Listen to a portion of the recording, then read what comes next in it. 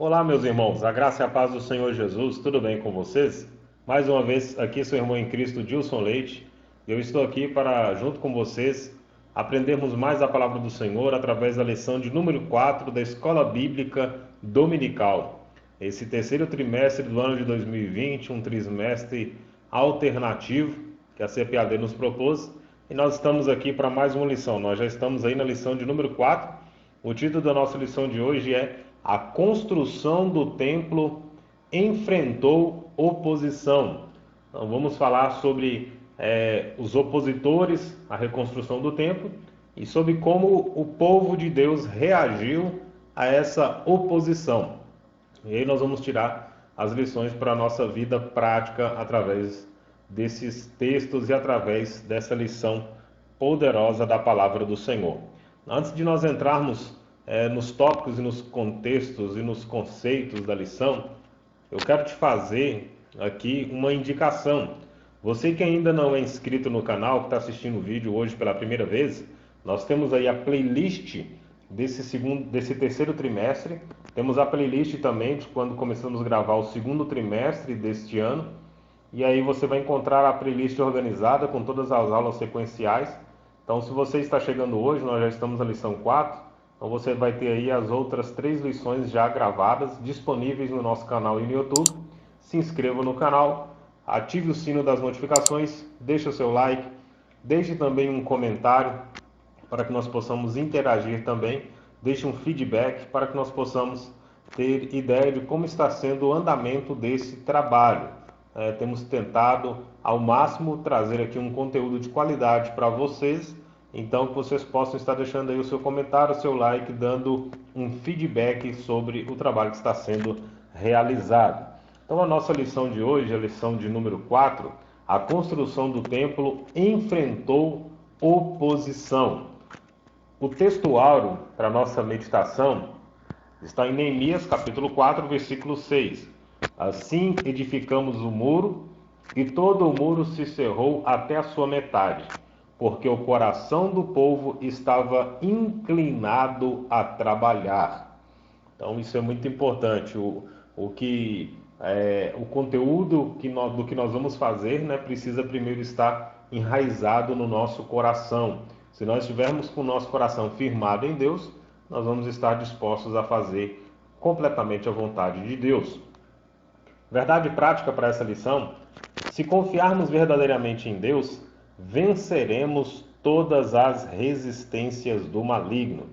Como o texto de hoje, a lição de hoje fala sobre a oposição da reconstrução do templo, então nós vamos ter essa aplicação prática aí. O inimigo ele sempre vai estar se levantando para se opor contra a obra de Deus. E quando nós estivermos fazendo o trabalho da obra de Deus, nós vamos enfrentar oposições, porque nós temos adversário que milita, que luta contra a nossa vida e contra a obra de Deus também. Então nós vamos aprender todas essas situações na lição de hoje. Uma recomendação que é importante que você faça a leitura dos livros de Esdras e do livro de Neemias. Faça a leitura completa dos 2 livros, porque o trimestre vai tratar exatamente dos 2 livros. Nós já estamos aqui inicialmente estudando o livro de Esdras e vai dar continuidade no livro de Neemias até o final do trimestre. Então é muito importante que você faça essa leitura para que você possa ter entendimento de todo o contexto. Então a nossa leitura bíblica em classe hoje vai ser Esdras. Nós vamos ler do capítulo 4, do versículo 7 ao 9. Depois nós vamos ler o versículo 11 ao 13. Depois nós vamos ler versículo 15 e 16 e do 21 ao 24. Então vamos fazer essa leitura para depois nós entrarmos nos tópicos e subtópicos da nossa lição de hoje. Versículo 7 de Esdras capítulo 4. E nos dias de Artaxerxes, escreveu Bislão, Mitredate, Tabeel e os outros da sua companhia a Artaxerxes, rei da Pérsia. E a carta estava escrita em caracteres aramaicos e na língua siríaca. Então escreveu Reum, o chanceler, e Sinzai, o escrivão, e os da sua companhia, dinaitas, afarzaquitas, tarpelitas, afarzitas, arquevitas, babilônios, susanquitas, Deavitas e Elamitas. Este, pois, é o teor da carta que o rei Artaxerxes lhe mandaram. Teus servos, os homens daquém do rio, e em tal tempo. Saiba o rei que os judeus que subiram de ti vieram a nós, a Jerusalém, e edificam aquela rebelde e malvada cidade, e vão restaurando os seus muros, e reparando os seus fundamentos. Agora saiba o rei que se aquela cidade se reedificar, e os muros se restaurarem, eles não pagarão os direitos, os tributos e as rendas, e assim se danificará a fazenda dos reis. Para que se busque no livro das crônicas de teus pais, e então acharás o livro das crônicas, e saberás que aquela foi uma cidade rebelde e danosa aos reis e províncias, e que nela houve rebelião em tempos antigos, pelo que aquela cidade foi destruída. Nós, pois, fazemos notório ao rei que, se aquela cidade se reedificar e os seus muros se restaurarem, desta maneira não terás porção alguma desta banda do rio. Agora, pois, dai ordem para que aqueles homens parem, a fim de que não se edifique aquela cidade, até que se dê uma ordem por mim. E guardai-vos de cometer erro nisso. Por que cresceria o dano para prejuízo dos reis? Então, depois de que a cópia da carta do rei Artaxerxes se leu perante Reum e Sinzai, o escrivão e seus companheiros, apressadamente foram a Jerusalém, aos judeus, e os impediram à força de braço e com violência. Então cessou a obra da casa de Deus, que estava em Jerusalém, e cessou até o ano segundo do reinado de Dario, rei da Pérsia. Então esse é o nosso texto bíblico em classe, a leitura base para a nossa lição de hoje, a oposição que o povo da terra ao redor de Jerusalém levantou contra os judeus. O objetivo geral é mostrar que a nossa confiança em Deus nos faz vencer as resistências do maligno. Os objetivos específicos, nessa lição nós temos aí 4 tópicos, costumeiramente nós temos 3, mas nessa lição nós temos 4. Mostrar como se deu o lançamento dos alicerces do templo, saber que os samaritanos se opuseram à construção do templo, explicar a falta de resistência dos judeus e discorrer a respeito da reação dos samaritanos quando os judeus cessaram a obra. Então vamos já para a introdução da nossa lição e partindo assim para os tópicos e subtópicos respectivamente. Então vamos lá. A introdução diz assim: o altar havia sido restaurado e a festa dos tabernáculos celebrada. O holocausto contínuo estava sendo oferecido dia a dia conforme o seu rito. Esdras capítulo 3, do versículo 2 ao 4, que inclusive foi a lição anterior a essa, a lição de número 3, quando o altar foi restaurado. A lição passada, o despertamento renova o altar. Eles renovaram primeiro o altar para depois reconstruir o templo, porque renovando o altar, eles já poderiam estar cultuando e celebrando e tendo comunhão com Deus.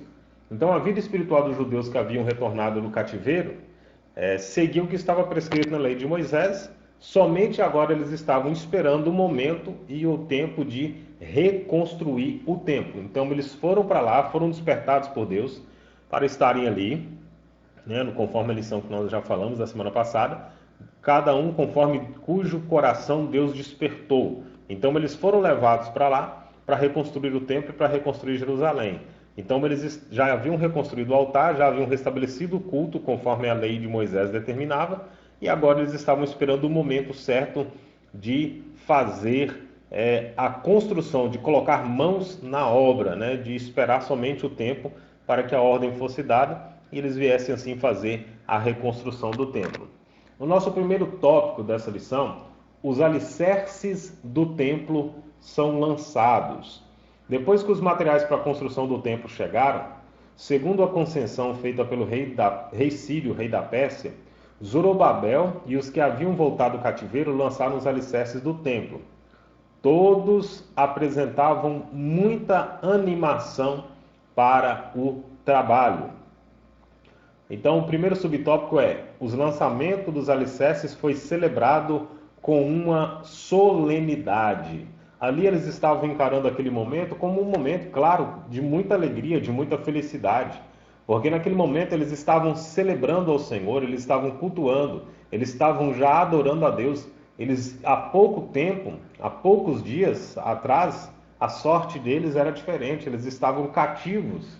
Mas a palavra de Deus se cumpriu, os 70 anos passou, eles receberam a liberdade para voltar para reconstruir a cidade, para reconstruir o templo. Eles já reconstruíram o altar, então agora aqui eles estão celebrando a Deus com uma solenidade para fazer o lançamento dos alicerces do templo. Então, antes mesmo de finalizar a obra, eles já estão adorando a Deus por aquilo que Deus está fazendo, porque eles sabiam que Deus estava com eles, então eles estão celebrando.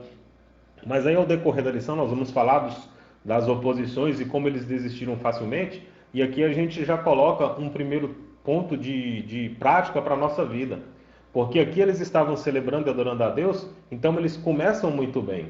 Eles reconstroem o altar e eles vão fazer uma celebração, eles têm aquilo como uma solenidade, então eles reconhecem que aquele é um momento importante, então eles se preparam em adoração a Deus para lançar os alicerces do templo. Só que perderam esse vigor e esse ânimo e com a primeira oposição eles pararam. Então começar bem, muitos começam. Então nós precisamos ter vigor e energia vindos da parte de Deus para terminar aquilo que nós começamos. Então, quantas vezes de repente você falou, né? Esse ano eu vou começar aí a minha dieta, esse ano eu vou ler mais a Bíblia, esse ano eu vou buscar mais a Deus. Então nós não podemos agir de uma forma de começar bem e não terminar aquilo que começamos. Se Deus nos chamou verdadeiramente, nós precisamos ter consciência de que Ele nos chamou para começar, para perseverar e para concluir aquilo que Ele nos chamou. Então nós temos aí o primeiro subtópico, que eles fizeram uma solenidade, está registrado em Esdras capítulo 3, versículo 10, que os sacerdotes já estavam paramentados com trombeta, os levitas, filhos de Asaf, com saltério, para louvarem ao Senhor conforme a instituição de Davi, rei de Israel. Todos os que assistiram o lançamento dos alicerces expressavam seus sentimentos com tão grande júbilo e alegria que as suas vozes se ouviam de muito longe. Então, o nosso segundo subtópico é a reedificação do templo. A reedificação do templo foi resultado do despertamento que veio através de Ciro, rei da Pérsia. Então, nós também, a segunda lição, se não me engano, a segunda lição nós falamos sobre isso, o despertamento que Deus deu através de Ciro, rei da Pérsia, Esdras capítulo 1, Deus cumprindo a sua promessa, chegando o tempo dos 70 anos profetizado pelo profeta Jeremias, Deus desperta o espírito de Ciro, rei da Pérsia, para cumprir o seu chamado. Então também nós convém lembrar que o despertamento pentecostal chegou ao Brasil no ano de 1911, trouxe consigo uma verdadeira renovação da doutrina da Igreja de Deus, que pode ser simbolizado pelo templo de Deus. Aqui na nossa lição, o comentarista faz essa comparação, porque ali eles estão voltando para uma restauração espiritual, para uma restauração nacional também, porque eles iriam fazer a reconstrução dos muros, mas o propósito prioritário era a restauração espiritual. E aqui no ano de 1911, nós recebemos no nosso Brasil a renovação pentecostal, o avivamento pentecostal. Então, qual é a comparação? Eles iriam reedificar um templo para renovar a vida espiritual. Nós, cristãos, somos templo do Espírito Santo. Então, nós precisamos receber essa renovação vinda da parte de Deus. Antes de falar sobre a igreja, antes de falar sobre a questão do templo, é bom fazer uma simples consideração aqui. Porque muitas vezes algumas pessoas dizem assim: eu sou igreja.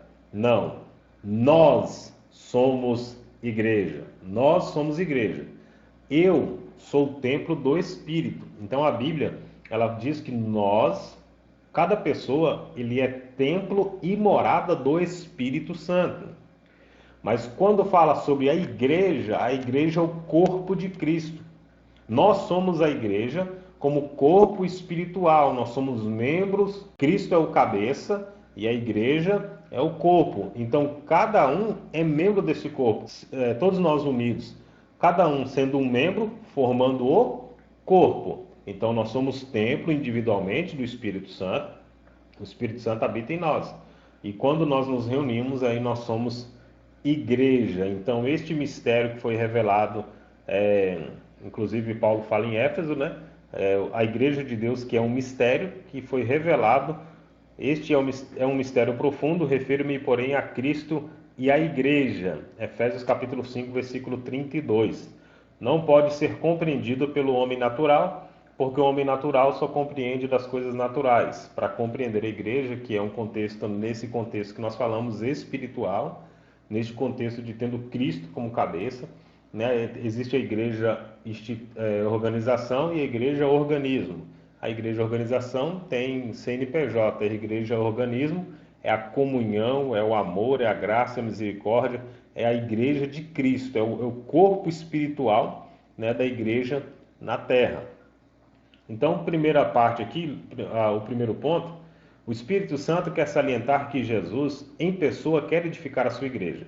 Então, quando nós falamos, fazendo esse paralelo da reedificação do templo, e que nós somos templo, que cada pessoa como um templo do Espírito Santo, agrupados para adorar a Deus, nos tornamos igreja do Senhor Jesus Cristo.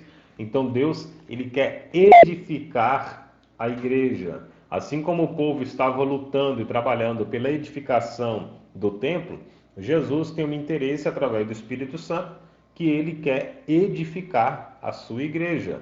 Ele disse no momento que o Espírito Santo, através de Pedro, declara Jesus como Cristo, e ele diz, eu isso também que eu te digo, que tu és Pedro, e sobre esta pedra edificarei a minha igreja.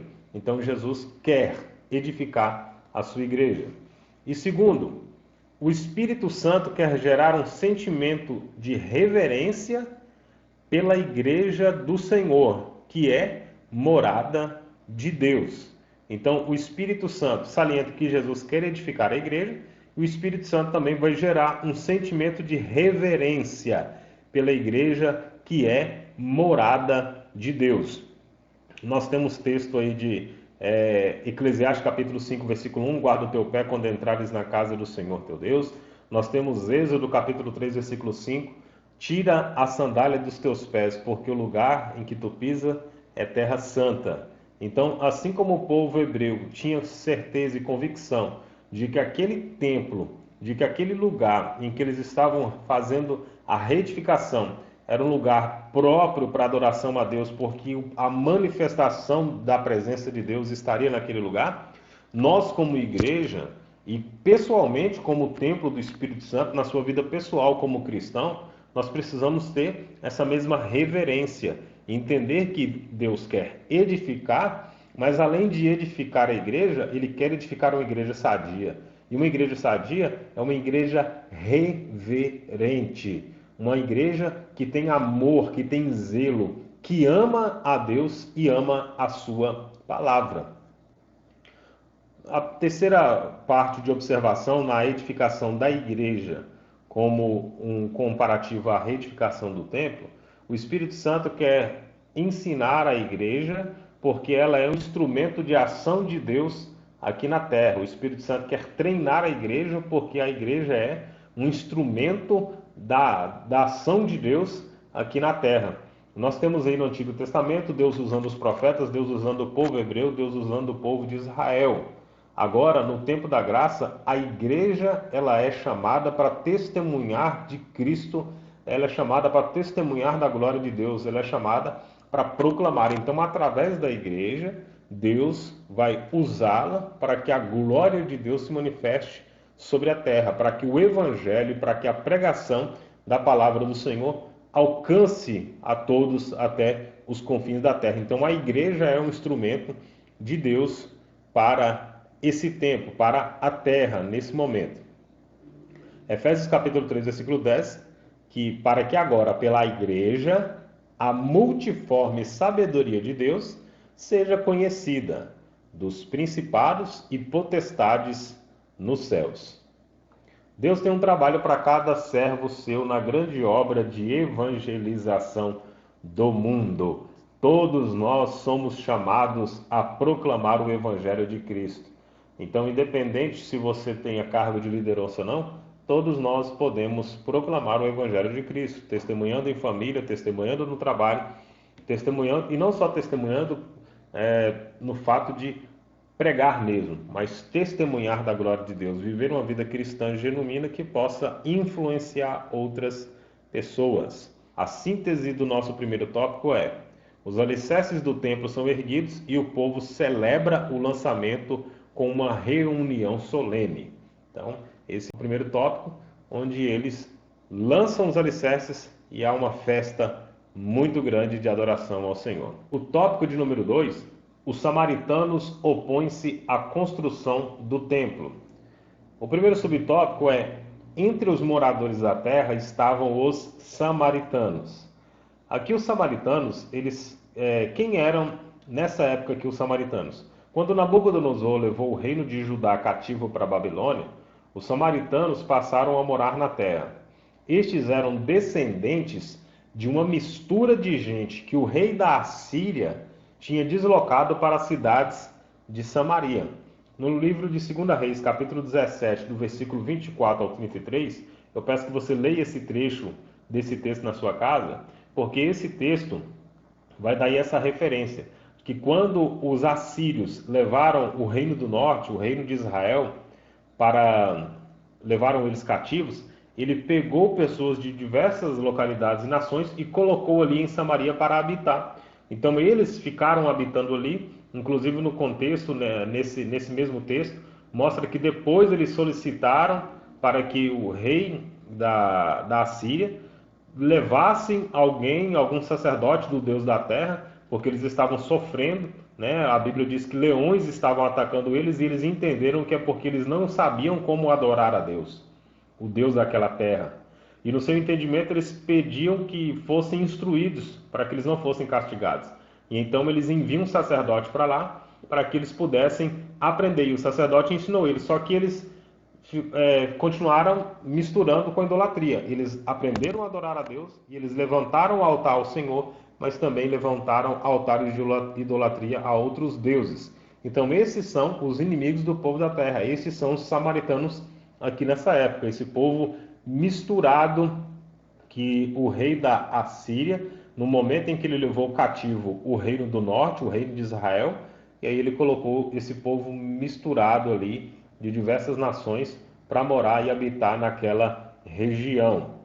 O segundo subtópico é sobre os samaritanos tentam frustrar a construção do templo. Inclusive, quando nós lemos o contexto, aqui em Esdras capítulo 4, quando eles pedem para ajudar eles, e eles dizem assim: nós adoramos o mesmo Deus, nós também adoramos o Senhor, deixe a gente ajudar a reconstruir o templo. E aí os líderes de Judá, os líderes judeus que estavam à frente da reconstrução, disse: não, Deus enviou a nós. Ciro, ele deu a ordem para nós reconstruirmos o templo. Então nós vamos reconstruir, nós fomos chamados, Deus despertou eles para fazer esse trabalho. Então aqui a gente vê um ponto muito importante, que eles estavam sendo chamados por Deus para fazer aquele trabalho, e aí quando o povo da terra que estava ao seu redor queria ajudá-los, ele sabia que aquele povo não estava apto e não estava preparado, porque eles não adoravam somente a Deus. Para que nós possamos fazer a obra de Deus, pessoas comprometidas com Deus têm que estar ao nosso lado. Se as pessoas que estão ao nosso lado não estiverem plenamente comprometidas com Deus, nós não vamos conseguir executar de forma proveitosa, de forma que nós venhamos obter sucesso. Nós vamos, de repente, tentar fazer as coisas e as coisas vão ficar paralisadas, estagnadas, haverá fracasso. Então, para que a obra de Deus cresça e nós sejamos produtivos naquilo que nós intentamos fazer no reino de Deus, nós precisamos ter ao nosso lado pessoas que, de fato, venham ser homens e mulheres chamados por Deus. E ali eles entendem que aquele povo não era um povo que fazia plenamente a vontade de Deus, assim como o próprio povo de Israel já havia lançado o altar e estava fazendo tudo conforme a lei. Então eles não podiam dar margem para erro nesse momento. Então eles rejeitam a ajuda daquele povo. Então os samaritanos, para tentar frustrar os planos deles, quando eles negam a ajuda, quando o povo judeu nega a ajuda deles, não quer aceitar, eles então tentam impedir aquele trabalho, eles tentam impedir aquela obra, acusando os judeus, enviando uma carta ao rei da Pérsia, fazendo acusações, acusando que eles não pagariam os tributos e que a cidade era uma cidade rebelde, que é o texto bíblico em classe que nós lemos falando sobre isso, que eles alegaram para o rei da Pérsia que se eles retificassem aquela cidade, era uma cidade rebelde, que eles não iam receber os tributos, não iam receber os impostos. Então eles enviam uma carta difamando o povo hebreu, para que assim, enviando essa carta ao rei, que era a autoridade, eles viessem ter a ordem de paralisação daquela obra. Então, eles tentam frustrar, os samaritanos tentam frustrar a reconstrução do templo. A síntese do tópico 2, os samaritanos que estavam entre os moradores da terra se opõem à reconstrução do templo. O tópico de número 3, como se explica a falta de resistência dos judeus? Aqui chega um momento, em que eu havia dito anteriormente, em que eles começaram celebrando com muita empolgação, com muita animação. Mas agora era o momento deles usar o ânimo, usar essa empolgação toda que eles estavam. Porque agora era o momento da resistência. Agora era o momento deles provar que verdadeiramente Deus estava com eles. Agora era o momento que eles seriam colocados à prova. Porque muitas vezes é muito fácil para nós ir num culto, receber uma palavra de ânimo, de vigor, promessas da parte de Deus, e depois que a gente começa a enfrentar dificuldades, a gente achar que Deus não falou conosco, não era verdadeiramente Deus. Então, quando nós passamos por dificuldades, nós temos que vencê-las, nós temos que transpor as barreiras, porque a palavra de Deus ela é fiel. Então nós precisamos crer de fato, crer fielmente naquilo que Deus diz na sua palavra, e ainda que venham dificuldades e adversidades. Mas como é que nós vamos explicar a falta de resistência dos judeus? Vamos tentar entender a partir dos próximos tópicos. O primeiro subtópico fala sobre os judeus deveriam ter ido ao rei da Pérsia para assegurar a construção. Eles foram acusados pelos samaritanos, mas eles não foram lá se defender, eles não foram lá pedir explicações, eles não foram lá para contestar aquela acusação. Uma ordem dada por uma autoridade superior não pode ser invalidada por uma autoridade inferior. A ordem de reconstruir o templo tinha sido dada pelo Deus do céu. Então, Deus é a autoridade suprema. Aí Deus ordena o povo. Olha só, eles ficou 70 anos cativos na Babilônia. A promessa de Deus, Jeremias capítulo 29, versículo 10, que após os 70 anos eles voltariam à terra. Deus cumpre isso. Deus profetizou através de Isaías a respeito de Ciro. No primeiro ano do reino de Ciro, Ciro diz: vocês vão voltar, porque Deus havia despertado o espírito de Ciro. Ele permite que eles voltem. Ciro faz com que os utensílios que Nabucodonosor tinha tirado do templo voltem. Então tudo isso era para eles testemunho de que Deus de fato estava no negócio, de que Deus de fato estava com eles. E aí eles reconstroem lá o altar, e agora quando vai começar a reconstruir o templo, aí Deus usa Ciro, Deus favorece todas as circunstâncias, e agora na hora que eles estão começando a executar a obra da reconstrução do templo, os inimigos mandam uma carta ao rei, o rei manda parar e eles param?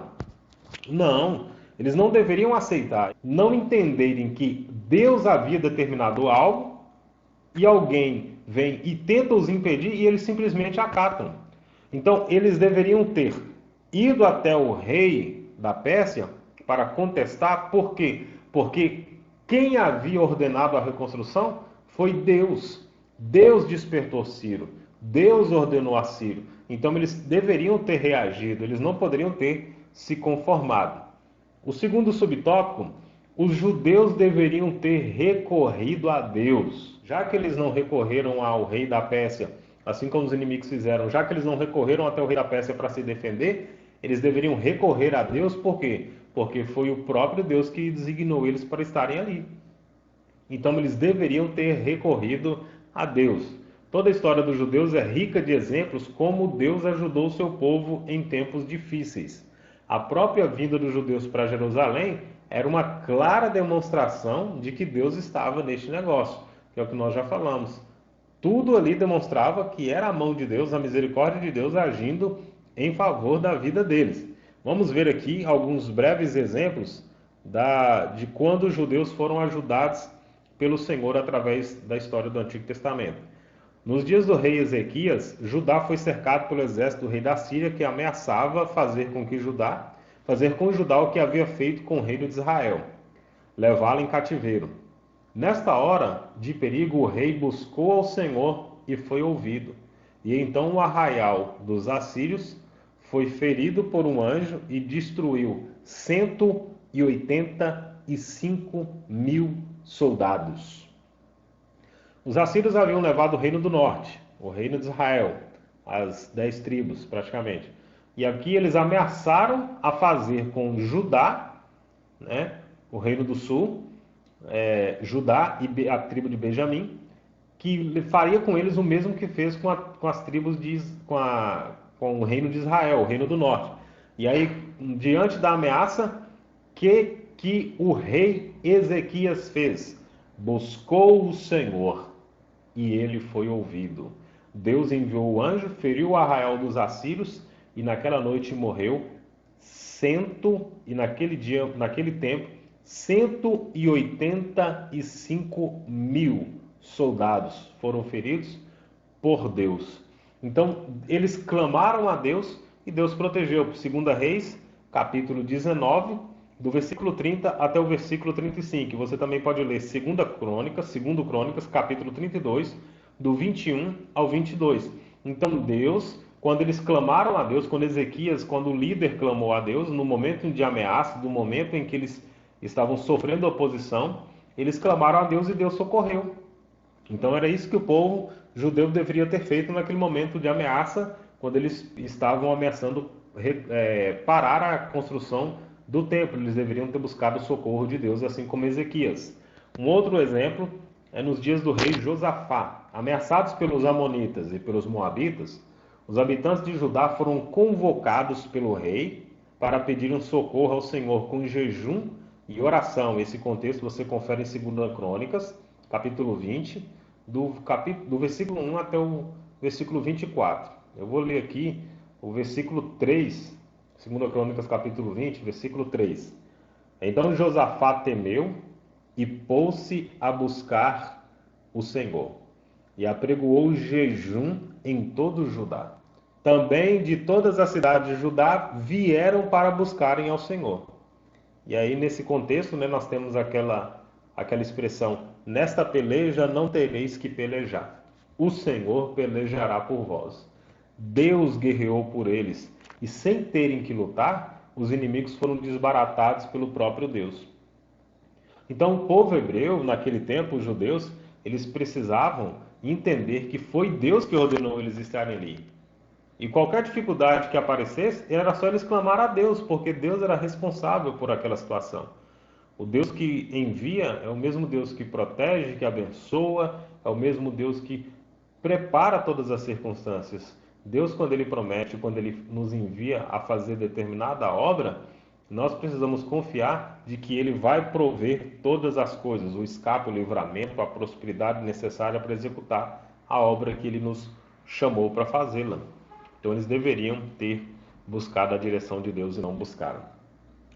O terceiro subtópico é: o motivo da falta de resistência dos judeus era de ordem espiritual. E aqui a gente começa a entender por que eles não resistiram.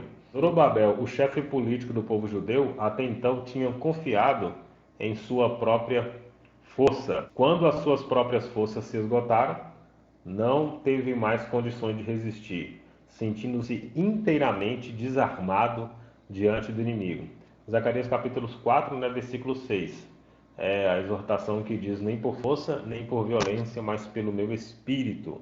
Então eles deveriam ter confiado plenamente no Espírito de Deus e não em si próprio. Então o líder político de Israel, o líder político do povo judeu, estava confiando em si próprio, confiando na sua própria força. E aqui é um grande engano. Nós nunca, por mais que tenhamos habilidades, por mais que tenhamos eloquência, por mais que tenhamos uma intelectualidade elevada, seja qual for os dons, habilidades, talentos que nós tivermos, a confiança, nossa confiança tem que estar sempre no Senhor. Todas as vezes que nós confiarmos em nós mesmos, nós vamos perecer, nós vamos perder a luta, nós vamos perder a batalha. O livro de Provérbios diz que nós temos que confiar unicamente no Senhor e não estribar no nosso próprio entendimento. O próprio profeta Jeremias também faz uma exortação para que maldito o homem que confia no homem, ou seja, maldito é o homem que confia em si próprio, que faz da sua carne a força do seu braço, mas bendito é o homem que confia no Senhor. O segundo ponto, a falta de resistência dos judeus era de ordem espiritual. O segundo ponto era que Josué, ou Jesua, o sumo sacerdote da época, ele estava com as suas vestes manchadas. Zacarias capítulo 3, versículo 3. Nós temos essas referências em Zacarias e Ageu, porque eles são contemporâneos de Esdras e Neemias e participaram ativamente dessa época da reconstrução do templo. Então, o sacerdote estava... Olha, o chefe político, Zorobabel, ele estava confiando em si próprio, e Josué, o sumo sacerdote, estava com as vestes manchadas. Então, aqui nós tínhamos um problema de liderança. O líder político e o líder espiritual estavam com problemas na sua vida, com relação ao seu relacionamento com Deus. Então, esse fato tirou deles toda a autoridade. Diante do problema causado pelos inimigos, eles não tinham fé para buscar a ajuda de Deus. Então, não tinham fé para buscar a ajuda de Deus, uma vez que o mistério da fé é guardado em uma pura consciência. Então, aqui, quando o líder político estava confiando na sua própria força e o líder religioso estava com as suas vestes manchadas, então aqui a falta de resistência deles é porque havia esse problema de ordem espiritual. A liderança não estava com um relacionamento completamente estabelecido diante de Deus. Então, muitas vezes, o motivo pelo qual muitas pessoas desistem tão fácil é porque não está com um relacionamento estabelecido diante de Deus. De repente está resistindo, está guardando, não está arrependendo dos seus pecados, não confessa os seus pecados diante de Deus, ou fica confiando em si próprio e por isso não consegue vencer. Para que nós possamos conseguir vencer as adversidades e lutas do dia a dia, precisamos confiar unicamente no Senhor e não ocultar nada diante de Deus. Confessar que somos fracos, que somos falhos e que somos totalmente dependentes dele, e assim seremos vencedores e vamos ter forças para vencer a todas as batalhas da nossa vida. A síntese desse tópico 3 é: os judeus não resistiram à oposição dos inimigos e pararam a reconstrução do templo. Agora nós vamos para o tópico de número 4. O tópico de número 4 tem o título A Reação dos Samaritanos quando os judeus cessaram a obra. Então, qual a reação dos inimigos quando a obra para? Primeiro subtópico, a tristeza dos judeus. O povo em geral tinha, desde o início da construção, acompanhado o trabalho com simpatia. Os judeus estavam com muito entusiasmo e com muita união. O leitura bíblica em classe, o texto bíblico, na verdade, o texto áureo, porque o coração do povo se inclinava a trabalhar. Então o povo estava animado, o povo estava até com seu coração desejoso de fazer aquela obra, de fazer aquela reconstrução. Porém, o povo tinha ouvido falar que o Deus dos céus estava do seu lado, os ajudando. E agora? Onde estava o seu Deus? Então, quando eu falei lá no início que eles começaram fazendo a solenidade, muitas vezes a gente começa bem, a gente começa com festa, a gente começa com alegria. Mas só que a questão não é começar bem, é terminar bem, é ser perseverante, é ir até o fim. A Bíblia diz que nós temos que perseverar até o fim. As cartas no livro de Apocalipse, a cada uma das igrejas, 7 cartas, as igrejas da Ásia, no final de cada carta, diz assim: ao que vencer. Então a promessa de Deus é para o vencedor, é para aquele que confia, é para aquele que persevera até o fim. Então aqui o povo tinha ouvido falar que Deus estava do seu lado, mas é agora a hora que os inimigos se levantam, e aí? Onde está Deus? Mas aí é aqui que está a questão. Deus continua sentado no trono, Deus continua sendo Deus soberano. O problema é que eles que estavam com problemas de ordem espiritual, a liderança que estava com problemas de ordem espiritual, eles não reagiram diante da adversidade. Quando a adversidade veio, eles simplesmente pararam. Então, essa tristeza deles, porque eles estavam empolgados, e muitas vezes nós não podemos nos deixar levar simplesmente pelo lado emotivo da empolgação. Nós temos que saber que vamos enfrentar dificuldades. Nós temos que saber que, independente de sermos cristãos, independente de termos comunhão, de orarmos, de buscarmos a Deus, as dificuldades virão da mesma forma. Porém, nós temos que entender que seremos provados, testados a nossa fé e precisamos perseverar para que nós possamos assim vencer no momento em que perguntas como estas forem dirigidas. Todas as coisas cooperam para o bem daqueles que amam a Deus. Então, preciso entender que a adversidade ela coopera para o meu crescimento. Não é para o meu abatimento, não é para a minha tristeza, mas é para o meu crescimento. Se eles entendessem isso, eles teriam continuado a obra ou lutado por ela. Eles simplesmente desguarneceram e pararam. O segundo subtópico, a alegria dos samaritanos. Os inimigos dos judeus regozijaram-se grandemente. Certamente os conselheiros foram parabenizados pela sábia e competente ação. Porém, o gozo dos ímpios é de pouca duração. O gozo dos filisteus, que havia prendido Sansão, terminou em tragédia. Então os samaritanos ficam felizes porque a reconstrução do templo foi parada, mas esse gozo ele é de curta duração. Por quê? Porque sempre o povo de Deus ele vai se levantar, o povo de Deus sempre vai sair vencedor. Nós vemos que os filisteus conseguiram dominar Sansão, mas Sansão conseguiu uma renovação e aquilo terminou numa tragédia muito grande em que aquela alegria deles se tornou em tristeza porque Deus fez com que Sansão os derrotasse. A alegria dos sacerdotes que alugaram Judas para atrair Jesus foi de curta duração, porque com a ressurreição de Jesus, os seus problemas se agravaram muito mais. Então, quando eles subornam, né, Judas vende, traz Jesus por 30 moedas de prata, eles acham que ali eles estão resolvendo os problemas. Jesus agora está preso, vai ser morto, vai ser crucificado. Porém, Jesus ressuscita ao terceiro dia e agora os problemas deles estão muito maiores. É isso que nós temos que acreditar. Deus sempre vai ter um escape para o seu povo. Ainda que os nossos inimigos estejam satisfeitos, alegres, por causa de uma momentânea tribulação que nós enfrentamos, precisamos ter a certeza e a convicção de que Deus sempre irá nos abençoar e nos guardar de todo o mal. O terceiro subtópico, o desânimo dos judeus. Os judeus que tinham voltado do cativeiro para construir o templo sentiram-se humilhados e tristes, mas passado algum tempo acomodaram-se com a situação e não lutaram pela construção do templo. Então aqui está a questão, eles estavam animados, empolgados, entusiasmados, e aí no momento em que há uma oposição, eles ficam tristes, eles ficam chateados, muito chateados, se sentem humilhados, e não era para menos. Mas, porém, esse sentimento deveriam provocar neles um desejo de reação, de reagir e lutar por aquilo. Deus prometeu, então eles deveriam lutar por aquilo que Deus havia prometido. Só que com o passar do tempo, eles se acomodaram com aquela situação.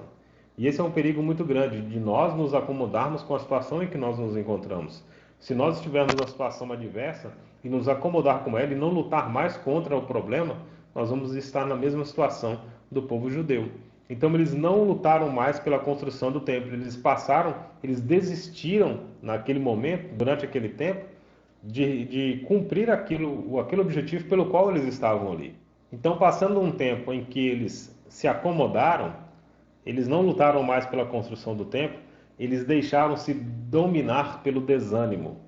O desânimo é uma das mais eficazes armas usadas por Satanás contra os crentes. Lutemos contra o desânimo em nome de Jesus. Então eles desanimaram, acomodaram-se. Com relação ao desânimo, no livro de Josué, Deus falou diversas vezes com Josué: esforça-te e tenha bom ânimo. Então nós não podemos nos acomodar diante da dificuldade. Esforça-te e tende bom ânimo. Se nós nos esforçarmos, Deus será conosco para nos abençoar. Primeira parte aqui, nesse terceiro subtópico, nós temos três subpontos, A, B e C.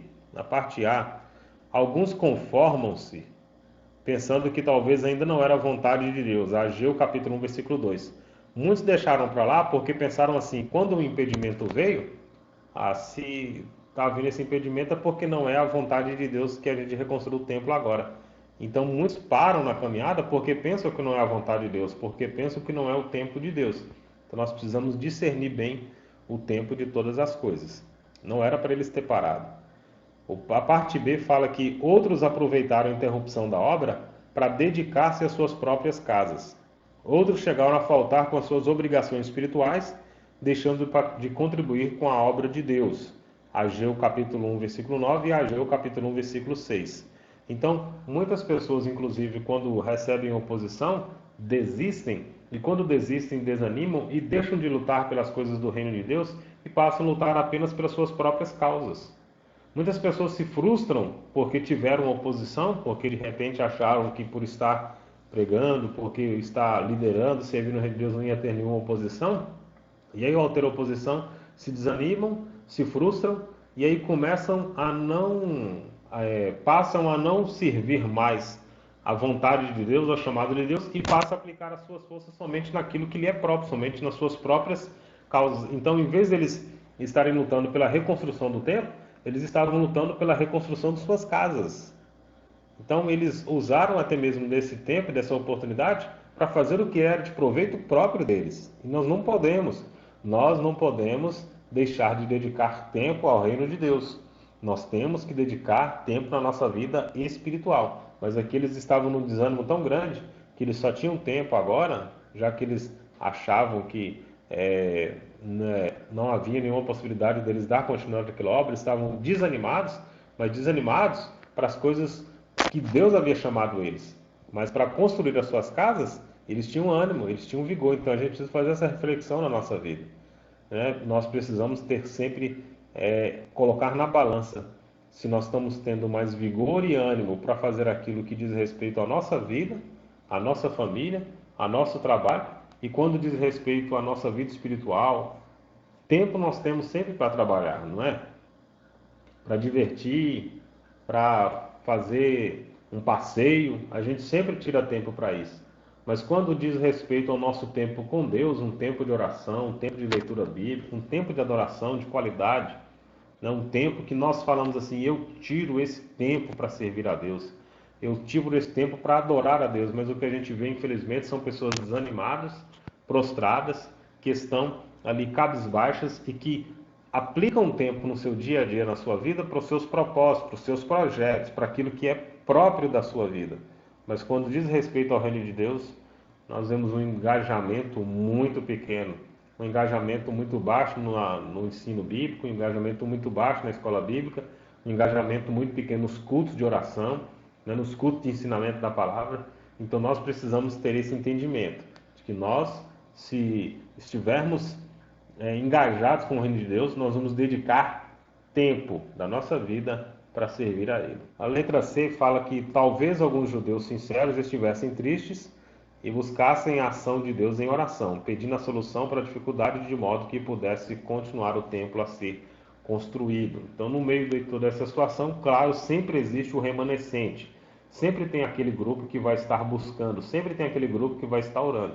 A mesma coisa nós podemos contemplar nos dias de hoje, né? No meio de muitas pessoas que têm uma indiferença espiritual, no meio de tantas pessoas com irreverência, no meio de tantas pessoas que não dão valor para as coisas espirituais, nós temos os remanescentes, aquelas pessoas que continuam na oração, que continuam sendo bíblicos, que continuam buscando a Deus, que continuam servindo a Deus com integridade, que dão valor à palavra de Deus, que dão valor à adoração genuína, uma adoração verdadeira, que são pessoas remanescentes, são aquelas pessoas que no meio de tanta gente corrompida, eles permanecem fiéis, eles permanecem adorando e louvando o Senhor, como Deus disse para o profeta Elias: você não está só, ainda tem 7.000 que não se curvaram a Baal. Então ainda existe e sempre haverá o remanescente de Deus, porque é através do remanescente que Deus levanta os despertamentos.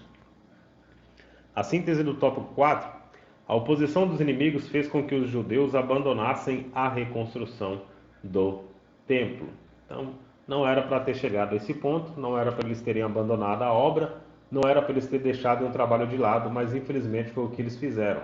Então nós precisamos tirar todas essas lições e aprender através dessa lição, que porque eles não buscaram uma direção de Deus, porque eles não recorreram a Deus em oração, assim como Ezequias, assim como Josafá e assim como outros exemplos bíblicos, de que quando as coisas estavam difíceis, o povo de Deus buscou a direção de Deus.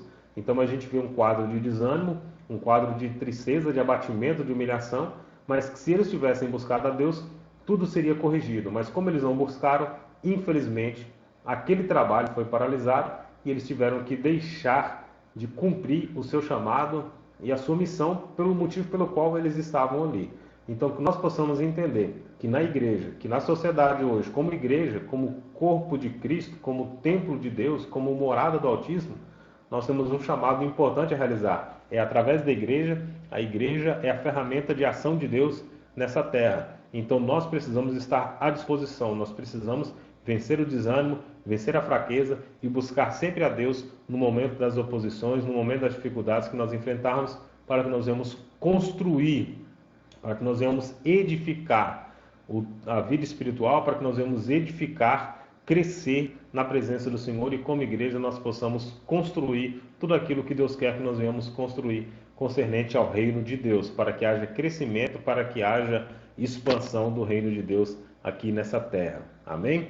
Que essa lição possa ter sido bênção para a sua vida. Se foi bênção para a sua vida, deixa o seu like, curta esse vídeo, se inscreva no canal, ative o sino das notificações e compartilhe nas suas redes sociais. Que Deus abençoe a sua vida, um forte abraço, fiquem todos na paz do Senhor Jesus.